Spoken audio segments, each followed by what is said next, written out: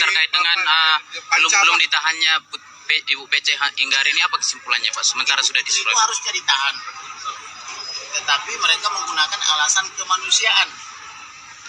Ya memang tersangka Putri itu manusia, bukan hewan kan begitu. Jadi kalau dipakai alasan kemanusiaan, semua juga tersangka terdakwa itu manusia.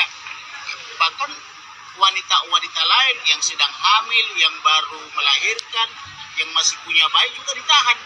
Kenapa buat yang lain tidak berlaku alasan kemanusiaan? Maka hukum itu harus berlaku umum. Salah satu sifatnya begitu. Kalau Putri misalnya mendapatkan diskresi tidak ditahan karena alasan kemanusiaan, maka para wanita lain atau ibu-ibu yang lain yang masih mempunyai anak di bawah 5 tahun, mulai dari Sabang sampai Merauke, dari Pulau Miangas sampai Rote, harus juga mendapatkan perlakuan yang sama. Tetapi mengapa banyak wanita yang hamil tua sampai melahirkan di hutan atau di penjara? Mengapa alasan kemanusiaan tidak berlaku untuk mereka? Padahal terkadang perbuatannya cuma perbuatan yang tidak terlampau berat, misalnya bukan pembunuhan, misalnya hanya pencurian karena kelaparan, atau mengambil ranting pohon dari kehutanan misalnya, atau pergi hutan misalnya, atau mencuri singkong, itu ditahan polisi loh. Oh ini pembunuhan terencana. Habis itu memberi gratifikasi atau suap, kemudian membuat obstruction of justice, kemudian menyebar hoax atau menyebarkan berita bohong, kok nggak ditahan-tahan? Nah inilah persekongkolan Komisi 3 dengan Polri. Ini yang harus kita protes. Berarti Komisi 3 ini bukan wakil rakyat, tapi dia adalah wakilnya Putri Chandrawati atau Putri Sambo, kan begitu. Terkait komentar Komnas HAM yang memvonis pastinya itu memang ada pelecehan seksual, terutama Bagaimana? Komnas HAM kan ada kasih statement itu Pak. Komnas HAM. Ya. Kenapa Komnas HAM? Melakukan pelecehan seksual. Mengangkat kembali isu seksual gitu. Jadi mengenai tuduhan Komnas HAM, Komnas Perempuan, Kompolnas, itu kita harus waspadai. Mengapa mereka ini terus mengatakan dugaan pelecehan seksual padahal sudah SP3? Kan laporan mengenai pelecehan seksual itu kan tidak terbukti atau tidak ditemukan buktinya, atau tidak terjadi menurut Dirtipidum Barreskrim Polri maupun oleh Kabarreskrim Polri. Yang terjadilah pembunuhan berencana, kan gitu. Nah, tapi kenapa mereka selalu mengatakan pelecehan? Mungkin atau diduga mereka telah melakukan kontrak di awal, harus selalu mengatakan itu. Dan di balik kontrak ini mungkin ada prestasi. Jadi kalau dia tidak mengucapkan itu, mungkin akan ada wan prestasi. Lu kan sudah dalam tanda petik dibayar misalnya, harus selalu ngomong pelecehan. Kenapa nggak ngomong, kan gitu? Terbukti LPSK tidak mau ngomong lagi karena mereka menolak amplop itu kan. Petugas lapangan LPSK menolak dua bungkus amplop. Akhirnya LPSK tidak mau ngomong pelecehan.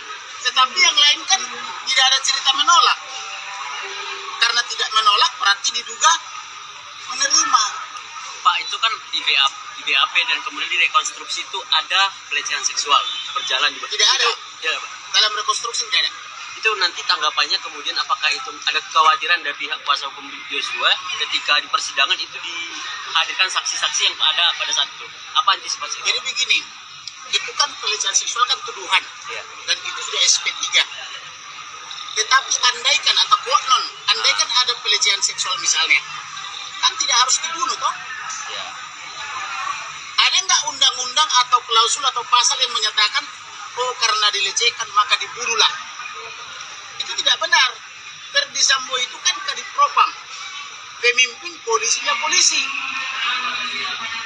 penjaga moral polisi. Maka kalau ada terjadi dugaan seperti itu harusnya buat laporan polisi, tangkap, adili, bukan dibunuh. Masyarakat awam aja nggak boleh main hakim sendiri. Misalnya di jalanan nih, orang-orang tidak sekolah, kalau terjadi penghakiman jalanan kan ditangkap loh. Apalagi dia polisinya polisi, kadipropam loh, menjaga moralnya polisi. Masa main hakim sendiri? Jadi kalau dia mau misalnya terungkap misalnya tuduhannya, maka harusnya yang benar buat laporan polisi di Magelang atau di Polres Jakarta Selatan. Baru jadi memang dia sudah membuat di Polres Jakarta Selatan tapi tidak terbukti SP3, makanya saya lapor balik 317 318 yaitu persangkaan dan atau pengaduan palsu gitu. Pak, terkait dalam persidangan Pak, ada rencana Pak Samuel mau dihadirkan dalam proses persidangan? Nanti pada saat nanti sidang, pelapor itu kan lebih dulu diminta keterangan. Pelapornya kan saya untuk atas nama keluarga. Baru nanti kemudian Pak Samuel, Ibu Rosti dan atau keluarganya, kemudian kekasihnya almarhum kan gitu. Pak, Itu urutannya. terakhir Pak, ini kan sudah pas 2 bulan ini Pak kasus ini. Apakah sudah cukup puas dengan beberapa polisi yang di PTDH terus juga? Belum. Karena ini kan yang terlibat ini kan hampir satu SSK. SSK itu setingkat satu kompi kan begitu. Nah, ini kan hampir 100 orang ini. Yang menjadi tersangka ini kan baru pertama 5. Kemudian tersangka obstruction of justice kan kalau nggak salah 7. Harusnya lebih banyak lagi. Dan menurut informasi yang saya dengar itu ada sekitar 35-36 orang. Gitu loh. Karena kenapa? Ini kan kejahatan yang dilakukan oleh aparat penegak hukum. Maka harusnya mereka juga dijerat dengan pasal 221, 223 sama pasal 88. Pasal 88 itu permufakatan jahat. Kemudian pasal 14 ayat 1 Undang-Undang nomor 1 tahun 46 tentang peraturan pidana, yaitu menyebar hoax atau menyebar informasi bohong kan gitu. Juga melanggar Undang-Undang ITE. Oke. Diminta diusut semua tadi Pak, ya? Harus diusut dong. Bang, mungkin terakhir Bang, ada terkait kepastian hukum dari KRR mengajukan JC gimana Bang? Bagaimana? KRR mengajukan JC gimana menurut Bang?